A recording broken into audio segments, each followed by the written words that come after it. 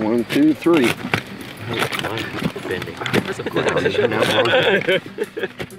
So out here with the Riverbide project, we are looking at what native seed varieties that are currently available on the commercial market, what varieties work.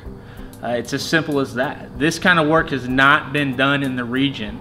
And so this 3-year study will provide data showing what varieties can work on a site like this and similar sites here in East Texas.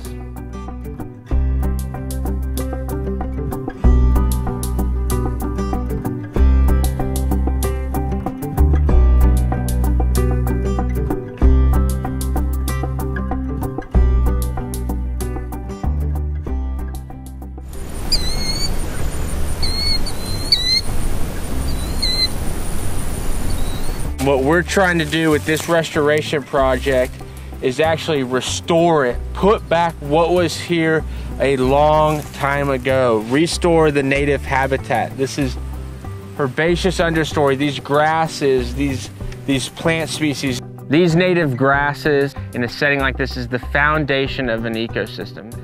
Tall native grasses, these bunch grasses, provide room for ground birds to run, room for ground birds to nest, cover for wildlife, food for wildlife. These grasses attract insects and pollinators to this area. These are the species that the wildlife evolved with. So what we're trying to do is put back what was here pre-European settlement.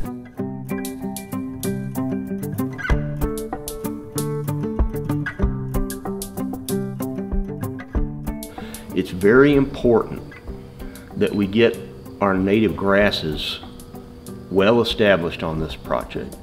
The biggest benefit to this project, to the Red River Valley and our local watershed, is controlling sediment and erosion in this watershed.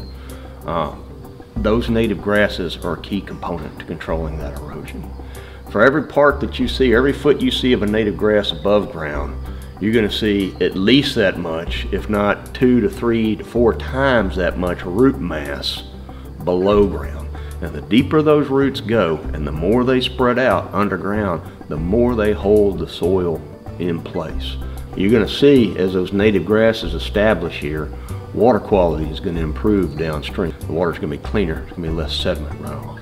That's going to help grow more plants here because more topsoil is going to stay in place. It's going to be a nice positive feedback loop over the decades as we actually get these grasses established.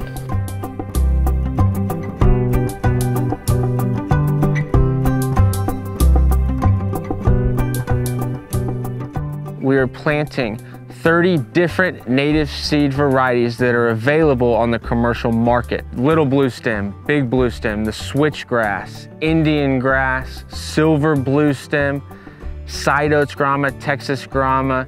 The idea is diversity. We're planting them in a combination. One, we're planting in single species stands, and then we're also planting these varieties in a combination of mixes, in these multiple species blends. We're able to see these varieties interact when there's competition involved.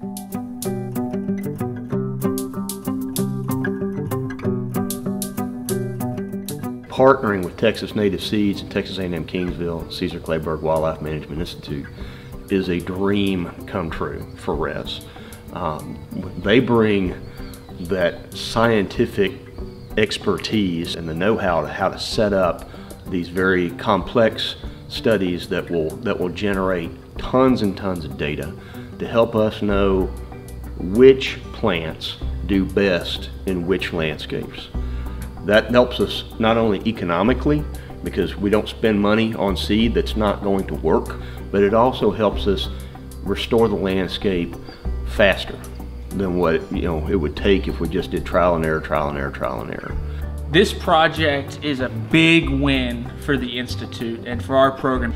This project is even a bigger win for folks in East Texas. This is on-the-ground research that landowners, state agencies can bring to the table when looking at restoring old croplands, when looking at restoring disturbed areas, whether that's from oil and gas activity or highway rights-of-way. Yes, the research that we're doing has a direct impact on wildlife habitat in East Texas.